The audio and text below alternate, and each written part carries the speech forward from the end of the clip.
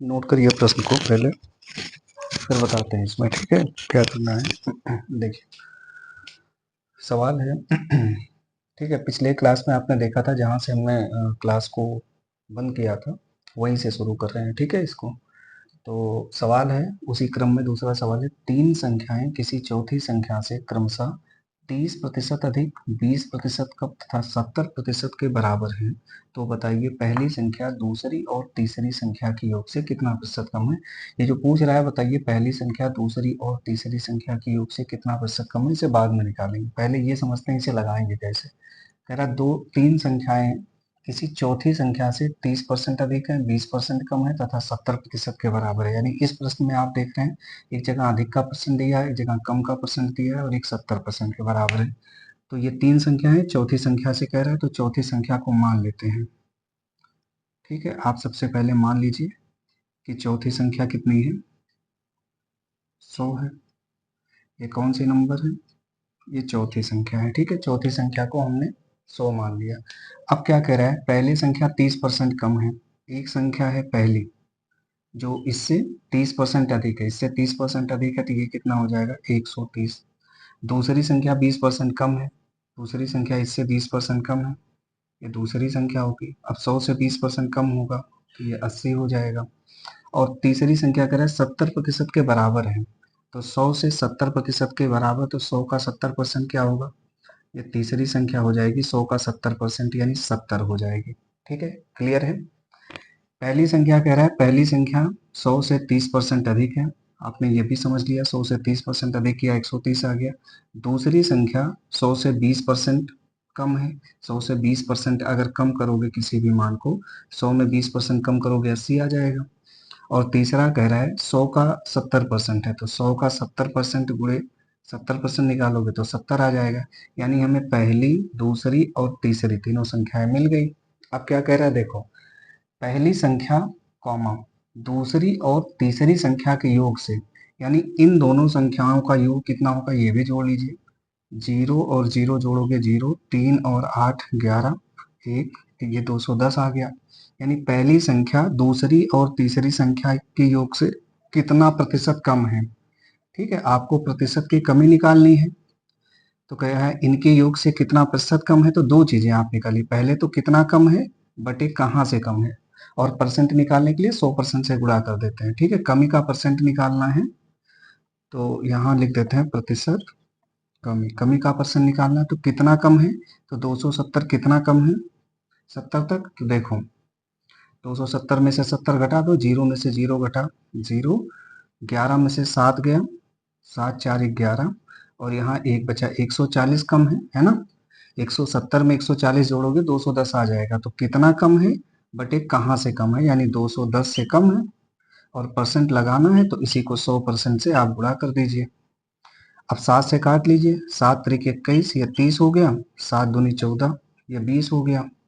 0 से 0 यहाँ काट लेते हैं, 2 का 100 से गुणा कर देते हैं तो ये हो जाएगा 200 बटे, यहाँ पे 3 है, 200 बटे 3% आ जाएगा, और इसका वैल्यू आ जाएगा 3 छग 18, 2 20, 3 छग 18, 2 20, 6 छग सही 2/3% की कमी है। ठीक है, यही इसका उत्तर है। बड़े आराम से अब लगा लेंगे इस तरीके के भी प्रश्नों को। तो चलिए इसके बाद एक और प्रश्न नोट करते हैं, फिर आपको बताते हैं। चलिए प्रश्न आप, बहुत छोटा सा प्रश्न है, ठीक है, आप इसे नोट कर लीजिए फिर इसको समझाते हैं। ये जितना छोटा सा लग रहा है उतना एक्चुअली छोटा सा है नहीं, इसमें एक छोटा सा कॉन्सेप्ट मुझे आपको बताना है। इस तरीके के प्रश्न आपके परसेंटेज में अक्सर पूछे जाते हैं। ठीक है, तो देखिए लिखा है कोई संख्या अपने 80% भाग से 18 अधिक है, तो संख्या का मान बताना है। पहली बात तो संख्या दी नहीं गई है, उसके 80% भाग से वो 18 अधिक है संख्या, तो आप कुछ ना करिए, सबसे पहले इसे मान लीजिए। ठीक है, आप इसे मान लीजिए कि संख्या क्या है, x है। कोई भी संख्या अपने 80% भाग से, यानी ये संख्या x अपने 80% भाग से, x का 80% निकाल दीजिए।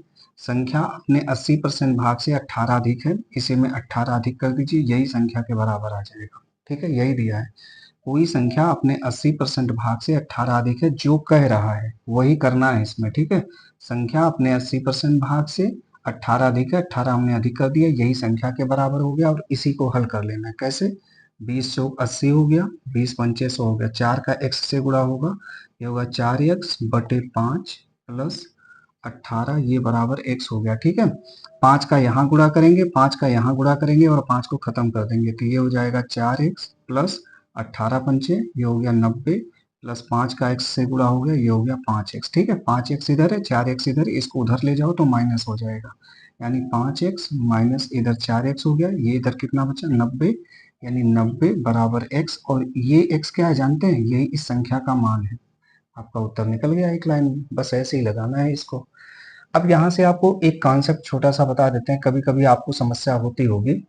ठीक है, आप उसको ध्यान से समझ लीजिए। जैसे कहता है a कॉमा b से 3 गुना है, अगर मान लीजिए ये लिखा है एक, अभी ये फिलहाल जब हम हानि और आयु का चैप्टर पढ़ाएंगे तो इस कॉन्सेप्ट को बहुत बढ़िया से क्लियर करेंगे। बस अभी थोड़ा सा आपको, क्योंकि ये जो लिखा है हमने सेंटेंस, इसी को थोड़ा एक्सप्लेन कर दे रहे हैं। जैसे देखिए ए बी से 3 गुना है, तो इसको लिखेंगे ए बी से 3 गुना है, आप बराबर कर दीजिए। ठीक है, जो कहे बस वही करना है।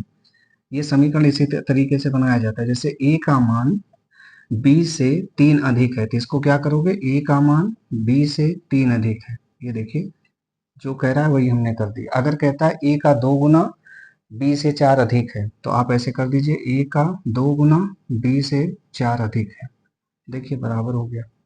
ए का 2 तिहाई बी के 3 चौथाई से 5 अधिक है, यानी ए का 2 तिहाई बी के 3 चौथाई से 5 अधिक है, 5 अधिक कर दीजिए, बराबर लगा दीजिए, आराम से समीकरण बन जाएगा। ठीक है, इसी का प्रयोग करके मैंने यहाँ पे लिखा है किसी संख्या का 80% में 18 जोड़ने पर संख्या प्राप्त, या ये कह रहा है कोई संख्या अपने 80% से 18 अधिक है, तो संख्या के 80% में हमने 18 जोड़ दिया और यही x के बराबर कर दिया, बाकी हमने हल कर लिया, तो संख्या का मान आ गया। 1 मिनट में हल हो जाएगा, अगर आप तेजी से इसे हल करेंगे तो बहुत तेजी से हल हो जाएगा, कंपटीशन नहीं है। ठीक है, एक दो और प्रश्न इसमें बताते हैं जो अक्सर पूछे जाते हैं, तो नोट करिए इसको, फिर अगला प्रश्न लिखिए।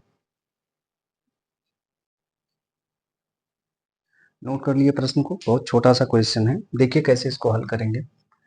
ए प्लस बी का 30% बराबर है ए माइनस बी का 50%। ठीक है, आप इसको हल ऐसे करिएगा, ए प्लस बी है, ए प्लस बी का 30% है। ठीक है, ए प्लस बी का 30% बराबर है ए माइनस बी के 50% के। ठीक है, वैसे आप ये चाहें ना तो देखो, यहाँ से 100, यहाँ से 100 कट गया, यहाँ का एक जीरो, यहाँ का एक जीरो कट गया। ठीक है, तो 3 का ए से गुणा होगा तो ये हो जाएगा 3a, प्लस 3 का बी से गुणा हो जाएगा तो ये हो जाएगा 3b, बराबर 5 का ए से गुणा होगा तो ये हो जाएगा 5a, माइनस 5 का बी से गुणा होगा तो 5b। ठीक है, 3a इधर है, इधर 5a है, इसको उधर ले जाते हैं तो इसका मतलब 5 इधर पहले से है, ये जब इधर आएगा तो -3a। ठीक है, 3b इधर पहले से है, ये -5 भी इधर लाते हैं तो +5 भी हो जाएगा। ठीक है, तो 5 और 3 ये हो जाएगा 8 भी, बराबर 5 में से 3 गया, 2 एक कैंसिल कर लीजिए, 2 से 8 को, 2 एक कम 2, 2 चौक 8, इसका मतलब 4 भी बराबर 1, 1 ये हो गया, इसका मतलब हुआ a बटा b इधर आएगा। ठीक है, और ये 4/1 हो जाएगा, इसका मतलब हुआ कि a अनुपाते b बराबर 4/1। यही आपका आंसर है, और इसी चीज को आपको पूछा गया है। इसमें लगाने में बड़े टाइम लगा है, लेकिन अगर आप कैलकुलेशन तेजी से करते हैं परसेंटेज में तो ये सवाल बहुत जल्दी से हल हो जाएगा, इसमें कोई बहुत ज्यादा समय नहीं लगेगा। बस आपको एक रूबरू करा दे रहे हैं जिस तरीके के प्रश्न पूछे जाते हैं परसेंटेज में, कभी कभी ऐसे भी सरल प्रश्न पूछ लिए जाते हैं। ठीक है, एक सवाल और आप जल्दी से नोट कीजिए।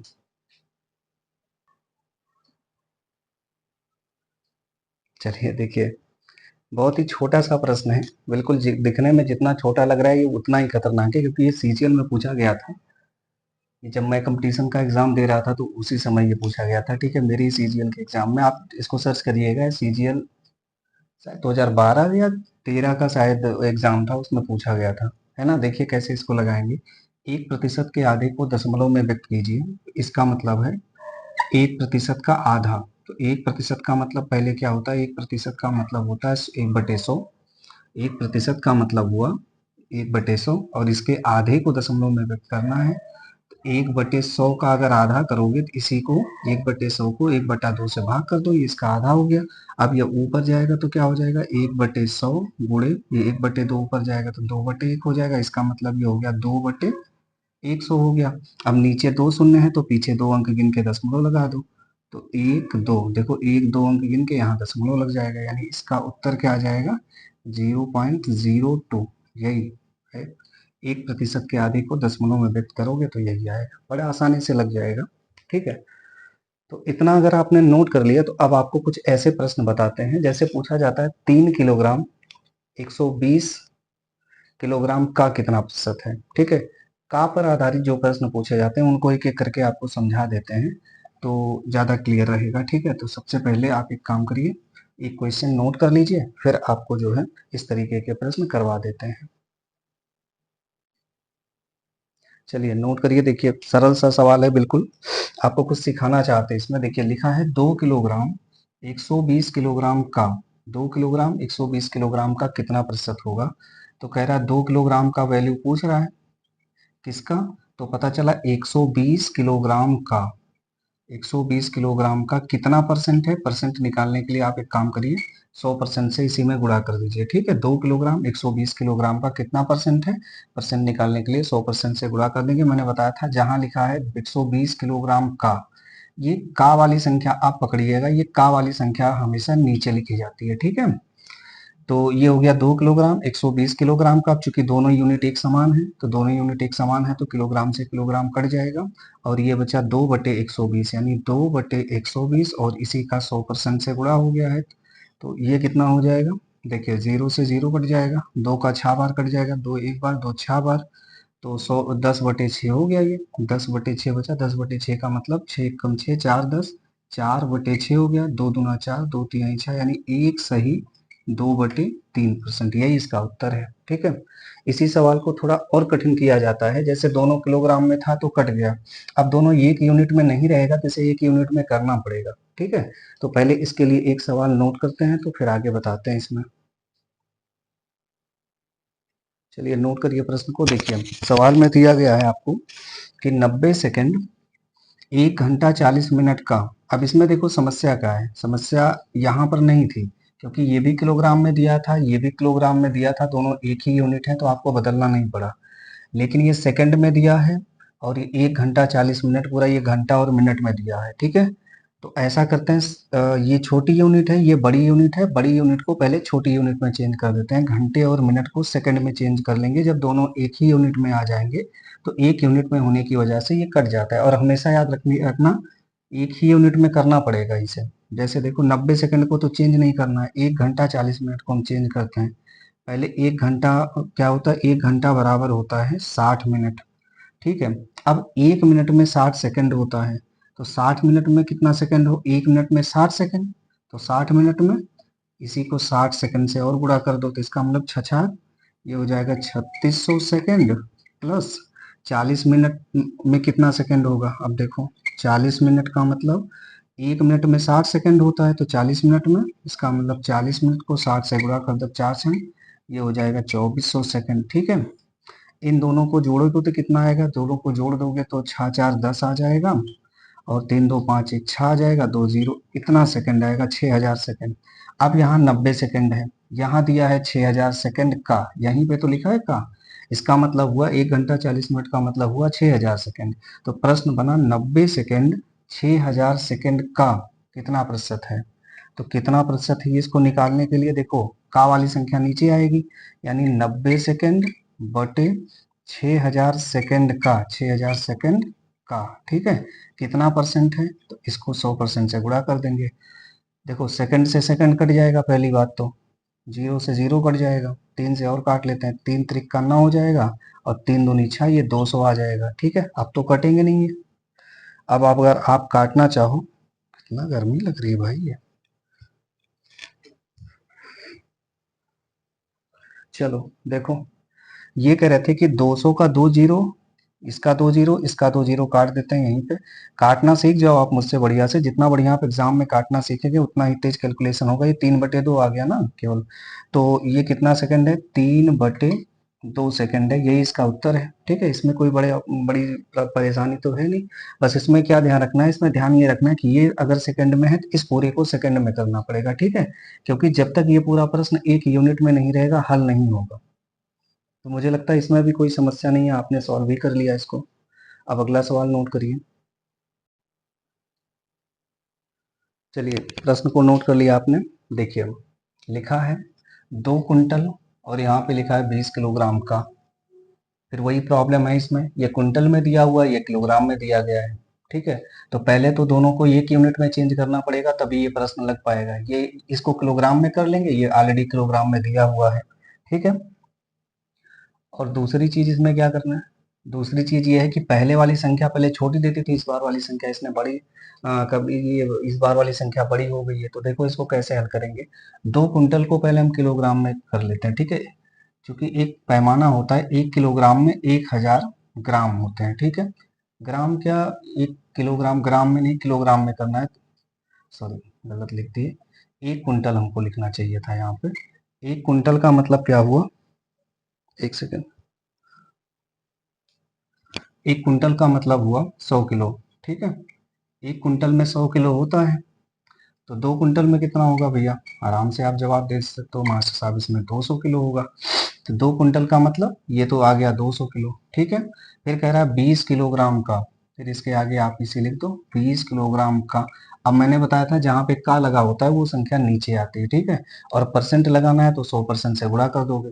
अगर आपको कैसे परसेंट लगाना है और कैसे इसे हटाना है, ये सारी चीजें देखनी है, तो पहली क्लास आप विस्तार से देख लीजिए, उसमें मैंने बताया है सब। ठीक है, तो कितना प्रतिशत होगा, तो प्रतिशत अगर आपको निकालना है, कह रहा है 2 कुंटल 20 किलोग्राम का, तो 2 कुंटल का मतलब हमने लिख दिया 200 किलोग्राम, और इसका इसकी जगह पे हमने कर दिया 20 किलोग्राम का कितना परसेंट है, तो परसेंट निकालने के लिए 100% से आप गुणा कर दीजिए, 100% से गुणा कर दीजिए।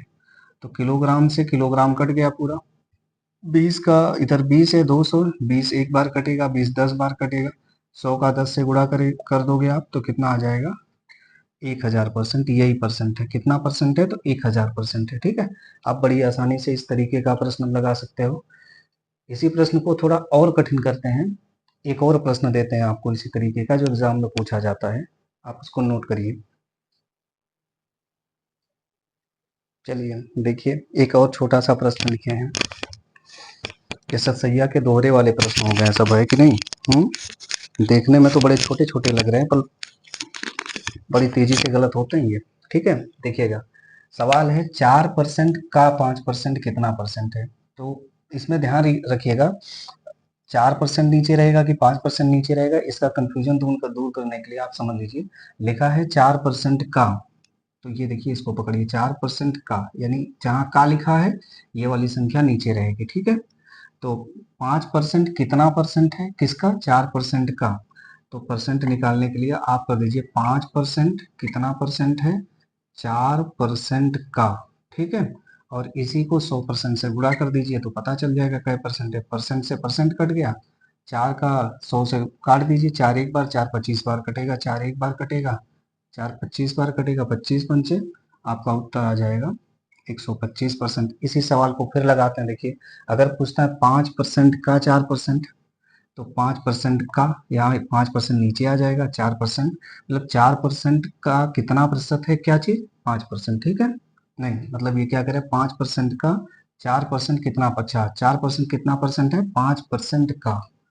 तो प्रतिशत अगर यहाँ पे निकालनी है, तो आपसे पूछ रहा है 4%, 5% का, है ना, जो का वाली वैल्यू होती है वो नीचे आ जाती है, 100% से आप गुणा कर दोगे तो परसेंटेज निकल जाएगा। आप देखो परसेंटेज से परसेंटेज यहाँ कट गया, 5 से 100 कटेगा, 5 एक बार कटेगा, 5 20 बार कटेगा, 20 का 4 से गुणा कर दो, तो 80% आ गया, ये भी आपने लगा लिया। ठीक है, एक और सवाल इसी में कभी कभी पूछ लिया जाता है, जैसे मान लीजिए एक सवाल दे देते हैं, चलिए यही बना ले रहे हैं, पूछा जाता है का वाले पे, जैसे ए प्लस बी का 50% बराबर है ए माइनस बी का 30%। तो ठीक है, मान लो इसमें सवाल आ गया ए कॉमा बी का कितना परसेंट है। ठीक है, ये क्वेश्चन हो गया कितना परसेंट है, और दूसरा पूछ लिया बी कॉमा ए का कितना परसेंट है। ठीक है, मान लो इस तरीके का सवाल आ गया, तो देखिए कैसे लगाएंगे, इसको बता देते हैं। अब चूंकि का वाला जो है